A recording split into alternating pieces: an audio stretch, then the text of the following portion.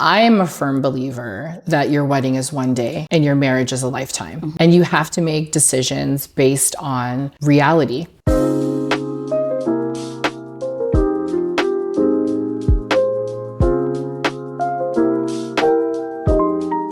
Hello everyone, my name is Laideen Thomas. I'm the founder of Laideen & Co. Financial Group, where I build financially fierce females and I teach people and empower people in terms of building their financial wealth. I'm here today speaking with the amazing Treasa Leigh Brown, and I'm so super excited because she is an event planner extraordinaire. She actually planned my wedding. Honestly, she's amazing, the best. She is the founder and owner of Leigh Event Group, which focuses on event planning. And she also is the founder of an amazing space, a social club for female entrepreneurs and creatives. It's called Professional House, and I'm actually a founding member of it also. So I'm super excited to introduce her today and to have a talk where we can discuss why event planning is important, especially for those who are getting married. I'm Treasa Leigh Brown, and I am the founder and creative director of Leigh Event Group, which is an event planning, design, and management company that's based in Toronto as well as Los Angeles. And we have been in business now for 16 years. Our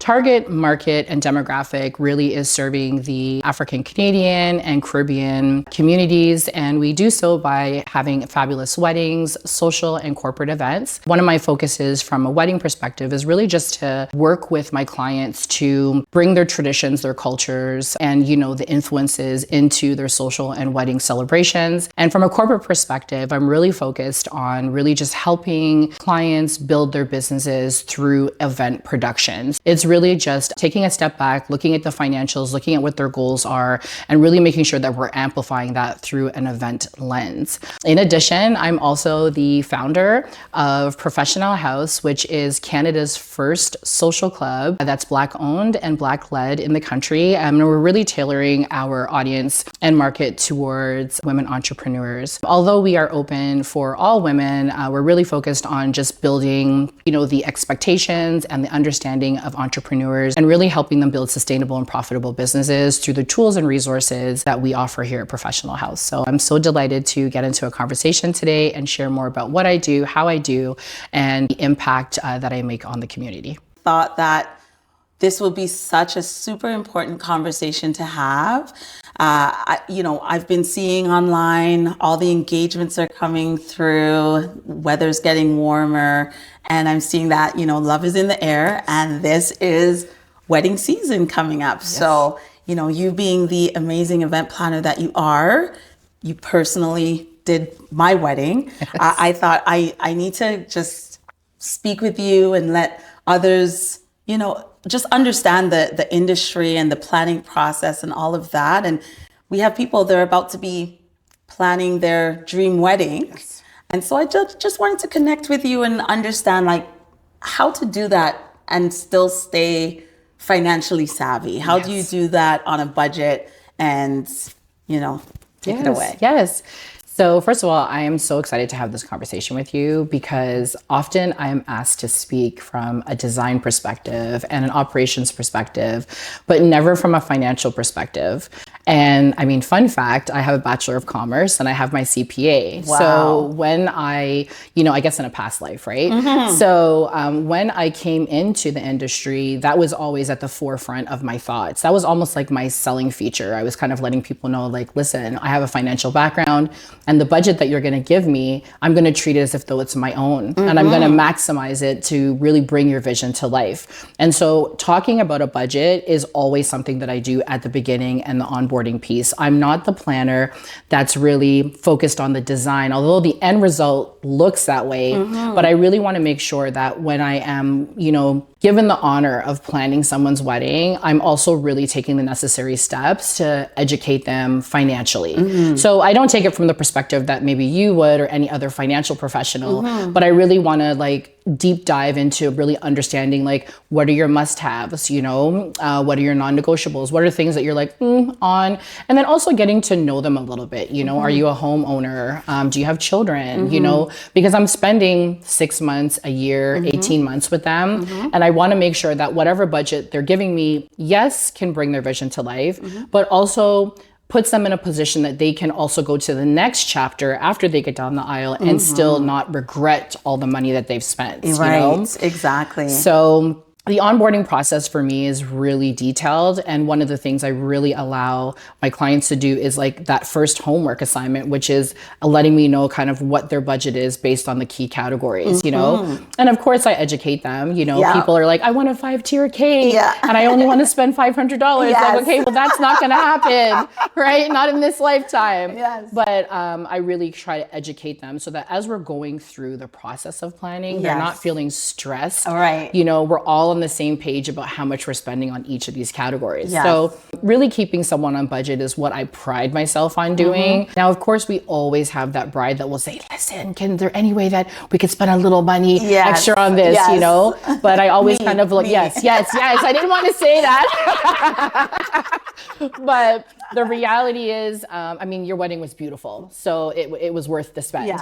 But at the end of the day, I'm always kind of looking at like, okay, you know, instead of us spending a little bit more and spending more money, it's like, okay, what can we take away? So if there's something a little less important, so maybe we don't need gold flatware. Maybe we can just use the flatware that's there, and but we still have like the elevated charger plates and the elevated glassware so that we can offset those extras that you want to spend. So budget is always my primary focus. Of course, it translates to a beautiful design, but I think that, you know, having that strong financial background has been very beneficial to my clients. Yes, absolutely. I agree, because coming from, you know, a financial background, I was so happy to know that you had this focus, right? And that you did the initial onboarding process where you really got to understand what my, you know, I say I am married and there is somebody else, but it's all me. Okay. So, you know, what was my vision, right? And I appreciate even what you're just speaking about. You're talking about the education piece, because I remember saying, I want this and I want that. Oh, yes. All of these things. And then you were like, okay, well, what's your flower budget? And I was like, 4,000. And I'm thinking I'm being like, so, you know, generous with the budget. And you're like, that is a good budget, but not for what you want, right? Like what you were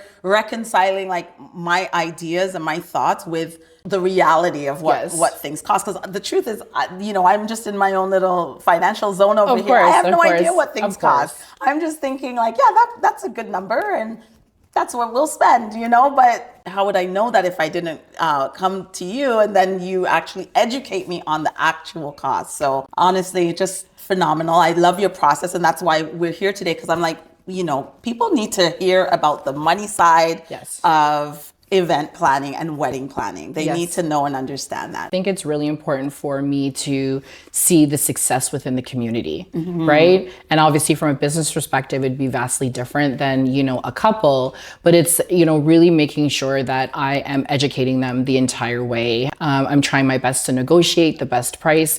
I'm also trying to make sure that I'm aligning them with the best vendors that maximizes their actual budget. And I'm being transparent the entire way. So I'm not like sugarcoating it and saying that something like this is possible when it's not, and then coming to you with a surprise at the end, right? And I appreciate that. And so that's why those update meetings that we would have really came into play, because it allowed us to really talk about like the numbers. How much did we spend? What are the next things that we need to do? Showing you your budget in the system. This is our actual versus our estimates, you know, and really just kind of allowing. So I feel for me as a planner, that really propelled my success, because I think a lot of individuals came to me at the beginning because they realized that I really knew how to handle money. And so they understand if it's 20,000 or 200,000, you know, they knew that I was going to get the best, they were going to get the best result financially from me. And a lot of times I'm able to tell clients that we've spent less, you know, so that's always like a nice little surprise at the end. But I will never go over budget because it's one day. And as much as weddings are such a production now, the reality is your marriage continues after that day, right? The divorce rate is very high within our community. Financial literacy is something that is very much at the forefront. We lack the understanding. A lot of us are first generation entrepreneurs, and we're navigating the nuances of business. And then now we're throwing love into the mix. Right. And we're just like, okay, great. I want to have this big wedding because we didn't grow up seeing that. Weddings were at community centers or family backyards right. And so now that they've taken a swing to being these big productions, I think we really need to normalize the conversation of talking about a wedding is beautiful, but you're not really getting ROI on it. Yes, you're getting it in the sense of love, for 20 years, forever, 50 years, but you're not really getting that that turnaround that you would be getting if it was a transaction in a business, right? So I think it's really important for myself as someone that has a financial background to educate my clients on the importance of certain things. And I have actually had conversations with my couples where they said, oh, wow, we didn't think that, we have to still buy a house. And so, you allowed us to scale back and still give us a beautiful wedding, and that we were able to have enough to put a down payment on a house, right? And the reality is, in our community, we don't get a lot of gifts, monetary gifts. As I said, we lack the financial understanding. So, it's almost like sending the elevator back down. I feel like it's our obligation to share with others what we know, and so that we can build long-lasting love and still have a beautiful day. Yes. I would say there are several. The first one is if you know you're going to hire an event planner, a wedding planner, and you've taken the initiative to select your venue, and then you hire the planner after, that can often be a disservice to yourself because typically the venue is at least 50% of your budget. And often what happens is our clients will just, I love this venue, I love that venue. And then they come with a budget and they don't have enough to marry the two. So they have a beautiful venue, but then they don't have enough to put flowers or furniture rentals or a beautiful cake, or they're not able to balance the two out, right? Because they've spent astronomical. They also have, I guess, put the cart before the horse, because often your planner, if they're seasoned, they're able to negotiate the venue on your behalf, and they will be able to start you off with something that's a little more cost effective, and I think it's very important for couples to not make decisions based on emotions, especially if you're going to invest in a planner. And I use the word invest because the right planner will save you the money. So, I mean, if a planner fee is X amount of dollars, if you have a really good planner, you're gonna save that plus more based on their relationships that they have in the industry, right? So I would say one of the biggest mistakes is that, like, getting your venue first and you're gonna hire a planner. And then I would say too, even just to kind of jump in here, I mean, like, even for me, like, I had some where I wanted to be, and then you brought up even some major things like food or things that you've heard, being in the industry, what the feedback is for specific venues. So sometimes it's not just all about, what something looks like, right? It's, there's actually other things to think about when you're choosing your venue, right? 100%. Yeah. So 100%. and if I had just gone ahead and just had the wedding where I wanted it, we wouldn't have had that amazing wedding. You picked the venue, you showed, it was like a little even gem, the chef, because right? I knew that the chef was able to do, like, your wedding, you wanted to have, cultural food. And we worked with the chef. We went to the tasting and he blew us away, right? Yeah. And then even like the signature drink, I can't remember exactly what you initially wanted. And I was like, listen, can we make like a sorrel? Can we do something? Yes. And he did like a hibiscus sorrel. Yes. So and good. The guests were raving out, Yeah. So I think, when you're going to hire a planner, you definitely want to not make those steps until you hire them, especially if you're hiring them in the capacity of full planning, right? Because often you can remove a lot of the challenges or the question marks by just having a conversation. Now, there are some couples that don't want full planning. Right. Because, so let's talk about it. Like, because basically a lot of times people think that, I can't have a planner, but there are different tiers or Yes. different types of services available that can fit different budgets. Yes. So for me specifically, I have 3 tiers, right?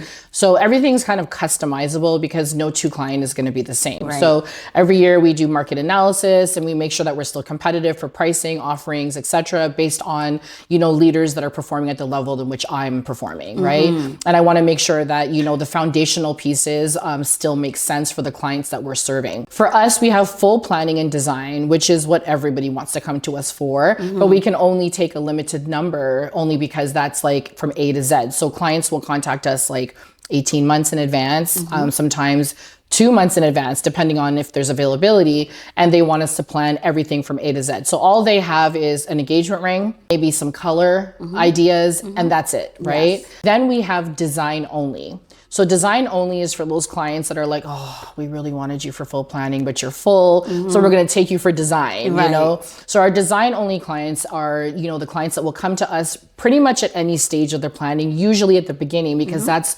about the second or third major category in terms of spending and cost. So they usually will come to us as quickly as they can. And then we will design the concept. So we do the rendering, we do the mood boards, we do all the measurements. We everything that you're visually going to see is what we're going to create.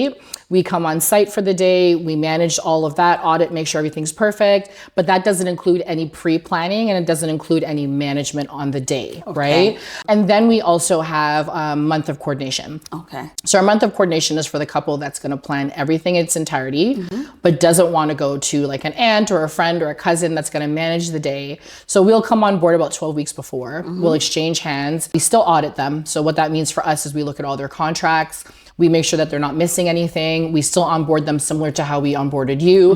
And we give them an opportunity to say, is there something that they're missing that we want to get? Now, for month of coordination for us, the reason why we do 12 weeks is for 2 reasons.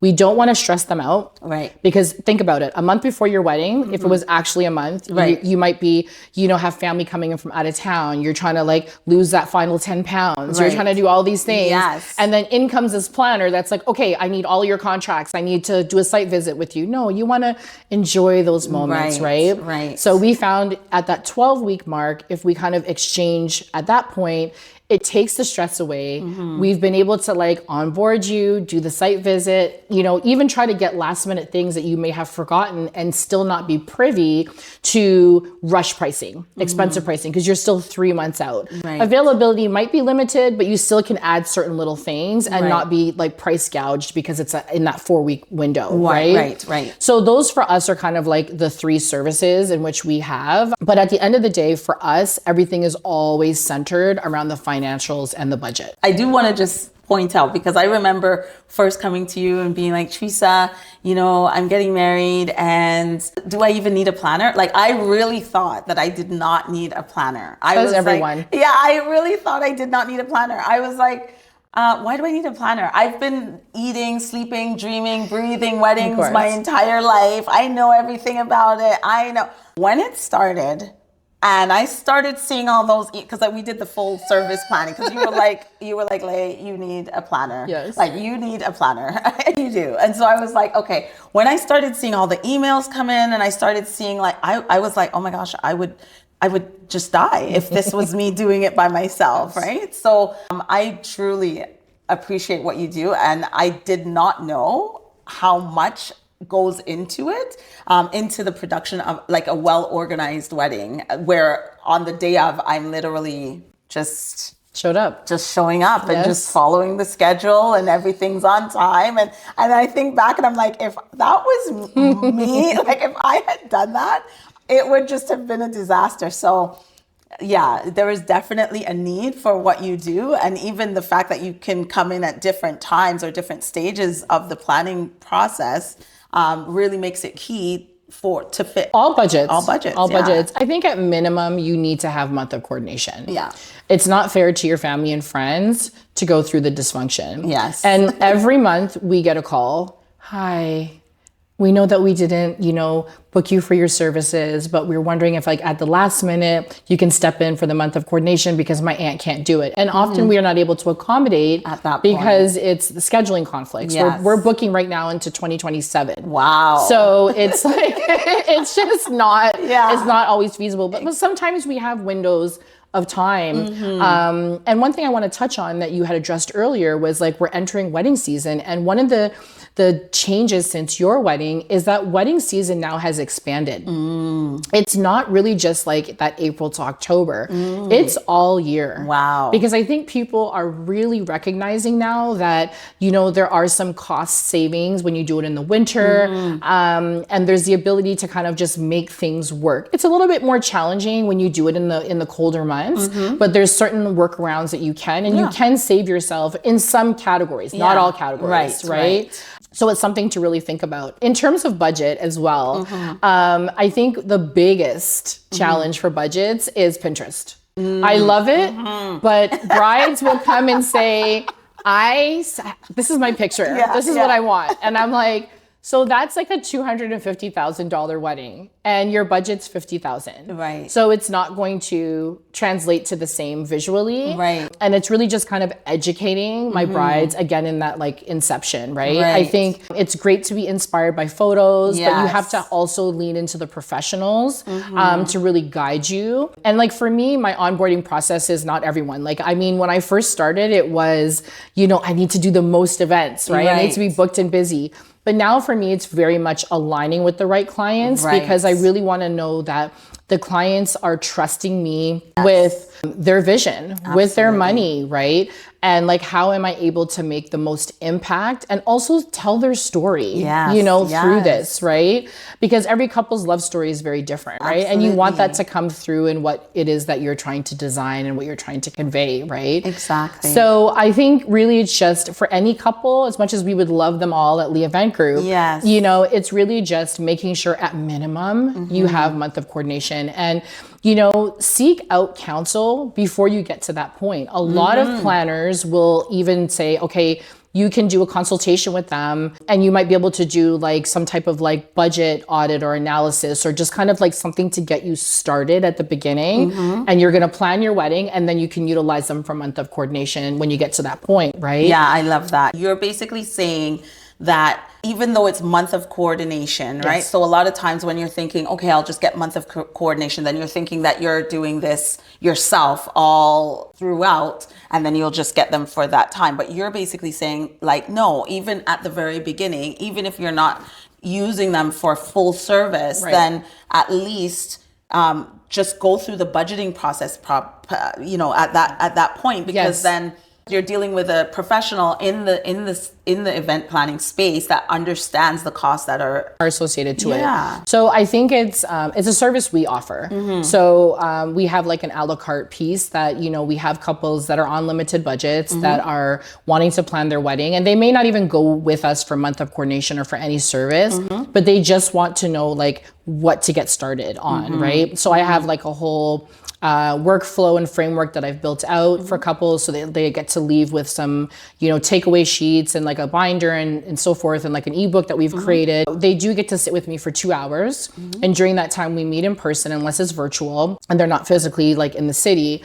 And then during that time, I really onboard them unofficially and really kind of pick their brain and allow them to leave with a clear understanding. Like, this is what you need to do first. This is what you need to do second. These are the percentages that you're going to typically spend in each of these major categories. And then also let them kind of know, based on your vision and your overall idea, these are some of the suggested vendors that will align with your budget that you can go to. So although they may be investing, a one-time fee with me, most of them will come back and say, listen, based on your referral, even though you weren't our planner, we were able to save. So that fee we paid you essentially was saved with these vendors that you recommended. Amazing. So that's perfect, because I wanted to know, is there a specific benefit when you're working with an event planner? Is there savings, like, because I just heard you mention it, that there's savings that you can get. So why would it still be beneficial to work with an event planner even though you have a limited budget? For two reasons. One, the convenience. So we are removing the stress from you, and you don't have the experience in curating floor plans, timelines, or run of shows, right? You don't have the language and the relationships with those vendors, right? So we are definitely a convenience and stress free experience for you. And then number two, we have the relationships. So when you're on, a limited budget, and I don't want to say limited, because listen, 20,000, 200,000, people work hard for their money, exactly, right? And people honestly do what they can afford. Yes. And if you truly align yourself with the right vendors, there's always room for negotiation. And I think a lot of times people will think, oh, I really love this, particular vendor, but I can't afford them. And I always encourage people, ask, because you never know. It might be a slow season for them. They might not be booked that weekend, or they might just really take you on because they really like you. There's a vibe and be willing to work within that budget, right? So there's no harm in asking, but the relationships between an event planner and like the vendors, especially someone that's been in the industry for a long period of time, are very unmatched. Like it's not going to be what you're going to get if you kind of just walk in, right? And what I find with some of my frienders, as I call them, is that there's always like, when they know that I'm there, they're just like, okay, you know what? We're going to throw in a little extra. We're going to put a couple extra candles, or we're going to do, right? Because it's a collaborative piece. It's a creative piece amongst all of us, right? And so we really want the best outcome for our clients.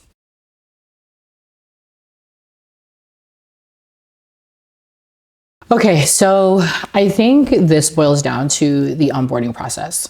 I really feel that it's important for me to have this conversation because I am a firm believer that your wedding is one day and your marriage is a lifetime. And you have to make decisions based on reality. And I've had couples that have come to me and have said like, okay, listen, our budget is X amount of dollars, but in the spreadsheet or in the report that they need to complete, sorry, the questionnaire is what I meant to say, they will say that like 10,000 is for me, and 80,000 is for my parents, and 50,000 is for my aunt.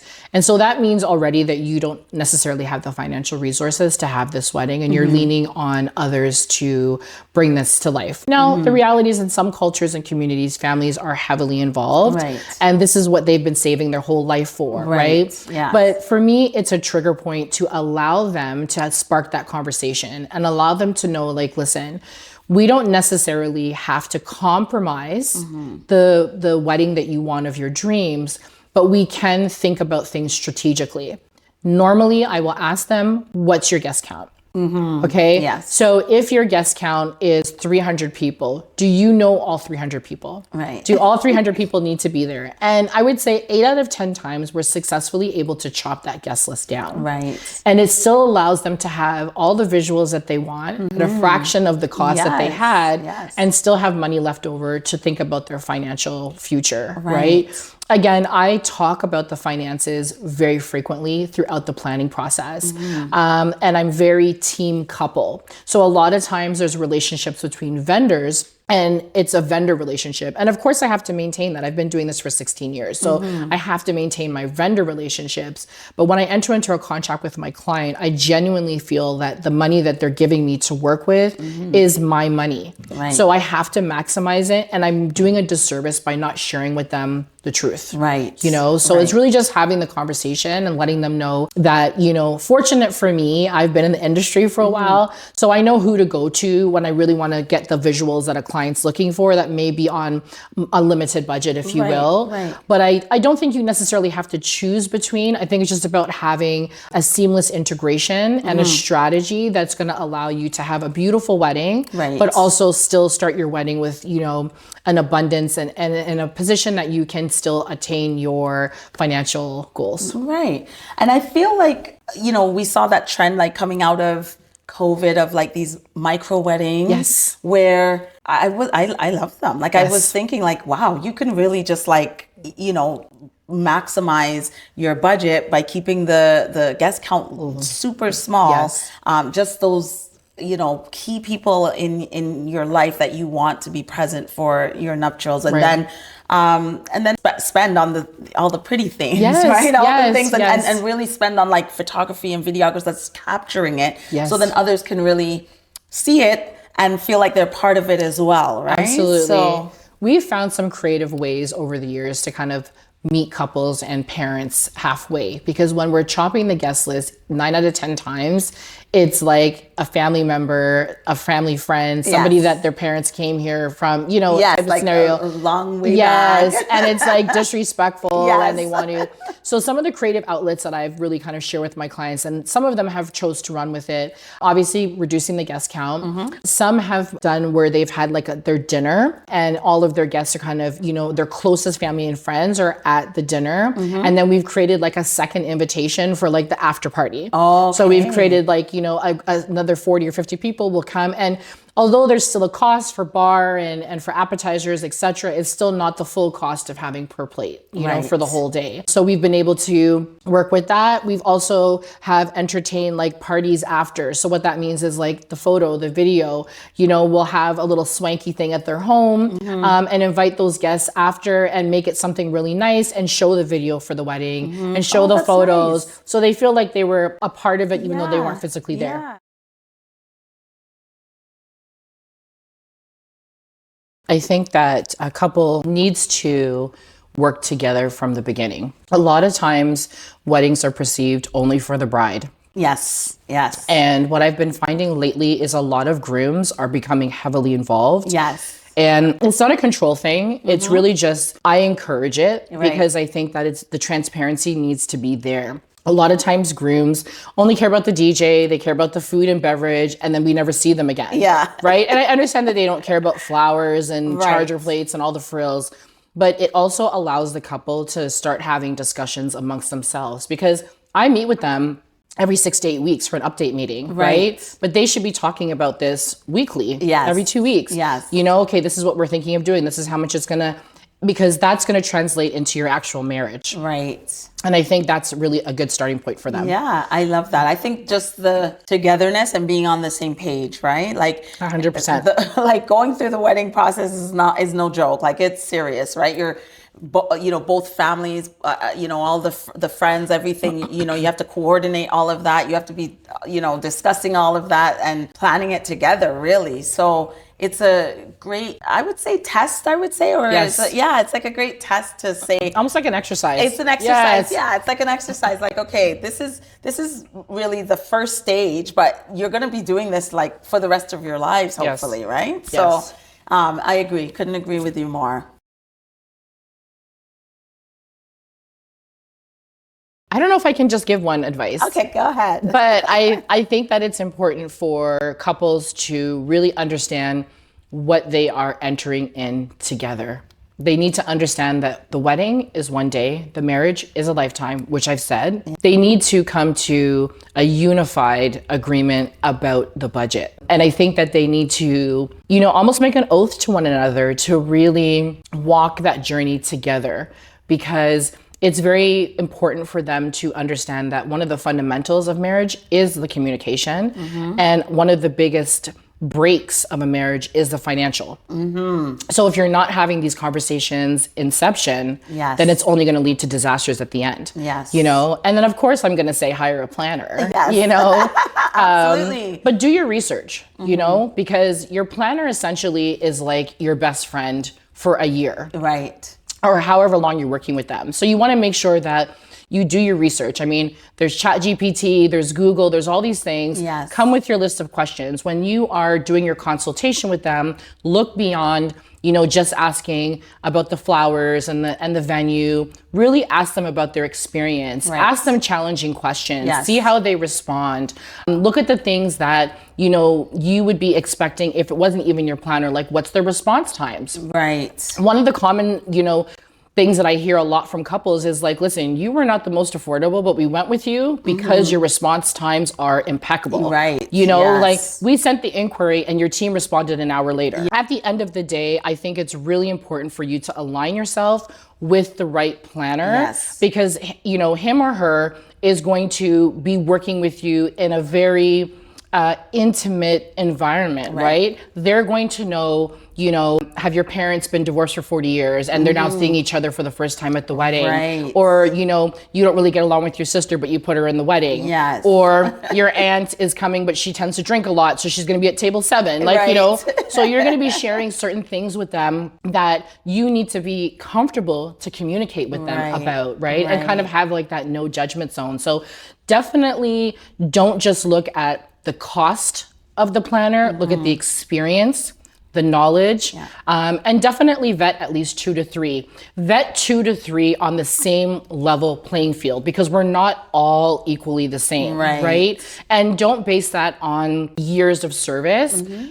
Base it on, you know, some of the important things for you, and make sure that you're interviewing on the same level playing field. So I love that. I think there's so many key takeaways from this conversation. Thank you so much for being part of this, because I think within our community, we need to be having the conversations of, you know, weddings and what goes into it and the planning process, and, you know, really putting it in the budget and being intentional and thoughtful about what you will be spending on. Yes. And, you know, I think one of the major things that you did say today that really, you know, stuck out to me was, you know, how individualized your services are for people, because you said no two clients are the same, right? I know for myself, I got a lot of, you know, why would you spend that much on your wedding and things like that. But the truth is that our financial goals should be for us, right? They should be specific to what we see for our lives. We only know why we're doing the things that we're doing.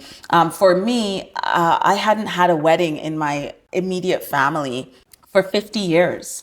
So for me, you know, I remember when you told me that. Yeah, like I feel like this is really a statement. I really want to celebrate love. And we did. And we did. Yeah, we did. You definitely got that feeling or that sense from me. And you executed it like flawlessly, right? So I would say that, you know, for everyone out there, you know, if you are thinking about getting married, I know Treasa said she's, you know, out 2027, right? That's what happens when you're good at what you do. You stay busy. But I would say definitely contact Treasa Leigh Brown, Leigh Event Group. She is phenomenal. You know, I'm one of her clients, and I can definitely attest to how great she is in her space. So again, thank you so much, Treasa, for being part of this conversation. I truly appreciate it, and I hope that everyone out there found the value that I definitely see in what your service brings to the wedding planning space. Thank you so much for having me. It was a great conversation that needed to be had. And I hope that, you know, those that watch are very informed and inspired on, you know, their love journey.